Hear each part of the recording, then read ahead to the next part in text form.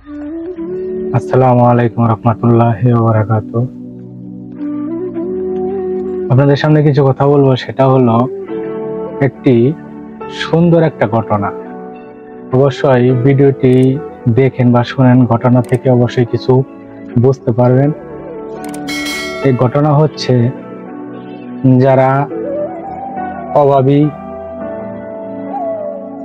গরিব, টাকা পয়সা নাই বললেই চলে, অভাবগ্রস্ত মানুষ, তারা অনেক আছে অলস, কাজ কাম করে না, কিভাবে মানুষের খাওয়া যাবে এই বিষয়ে একটা সুন্দর একটা গল্প আমাদের প্রিয় নবী হযরত মুহাম্মদ সাল্লাল্লাহু আলাইহি ওয়াসাল্লাম বলেছিলেন। সের উদ্দেশ্যে আমি এটা বলতেছি। যেমন অনেকেই ভিক্ষা করতে আসে, দেখবেন যে তারা শরীর স্বাস্থ্য ভালো এবং শক্তি আছে, কাজ করার মতন শক্তি আছে, তারা এসে বলে যে আমার এই সমস্যা এই সমস্যা, আবার ঢং করে আসে, আসার পরে ভিক্ষা করে।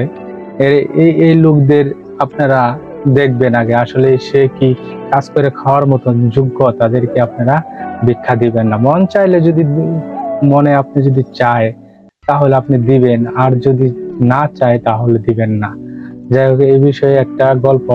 যেমন এক ব্যক্তি, সুস্থ সবল মানুষ, আসলো আমাদের নবীজির কাছে, এসে হাত পাতলো যে আমাকে কিছু দেন। নবীজি তাকে দেখে বললেন, তুমি কেন ভিক্ষা করছো? সে বলল যে আমার আর কিছু নেই, বা করার মতন কিছু নেই, ব্যবসা বা টাকা পয়সা কিছু নেই, সেজন্য আমি মানুষের ধারে চেয়ে খাচ্ছি। এই সময় তিনি বললেন, তোমার কাছে কি আছে? বললো, একটা পোয়ালা আছে। আর ওই তখনকার সময় যে দুটা জিনিসের কথা বললো, যাই হোক, সেই দুটা জিনিস বললো যে আমার কাছে এই দুটা জিনিস আছে। তখন সে বলল যে ঠিক আছে, দুটা জিনিস। নবীজি বললো যে দুটা জিনিস নিয়ে আসো। তখন সে দুটা জিনিস নিয়ে আসলো, বসলো। নবীজির ভিতরে যে সাহাবারা ছিল, তাদের যে একজন এই ছিল, তাদের সামনে, সবার সামনে সে বলল যে এই দুটা জিনিস বিক্রি করা হবে, কে নিবে? যেমন নিলামে তুললো, বলল যে 1 দিরহাম, দুটা জিনিস বিক্রি করা হবে, কে নেবে? এর ভিতর থেকে একজন বলে উঠলো, আমি নিব। সে বলল, কত দিবেন? নবীজি বললেন, কত দিবেন? কয় 1 দিরহাম। তারপরে বললেন যে, আবার বলছে 1 দিরহাম 1, 1 দিরহাম 2, 1 দিরহাম 3, এইভাবে বলতে বলতে একজনে বলল 2 দিরহাম। 2 দিরহাম, 2 দিরহামের পরে আর কেউ উঠতেছে না, মানে আর বাড়াইতেছে না। তখন এই 2 দিরহাম দিয়ে সে বিক্রি করে দিল।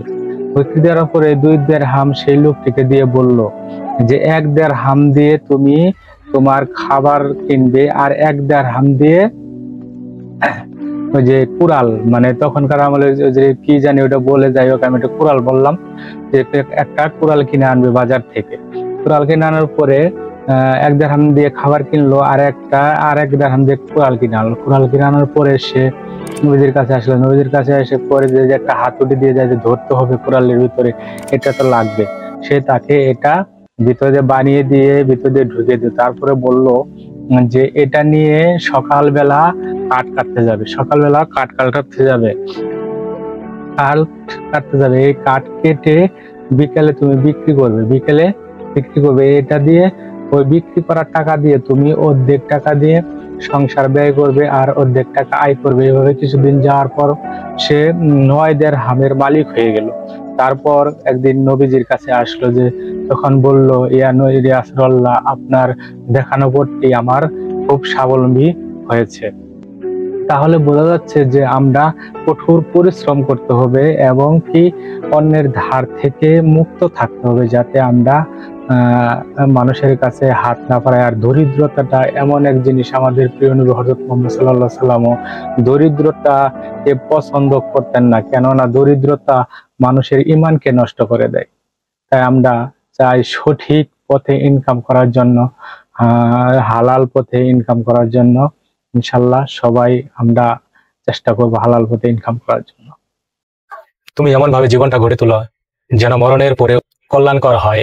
5 ওয়াক্ত নামাজ বাদ দিও না, মনে যেন হয় ভয়, দুনিয়ার চাইতে যেন আখিরাতের শান্তি সুখের হয়।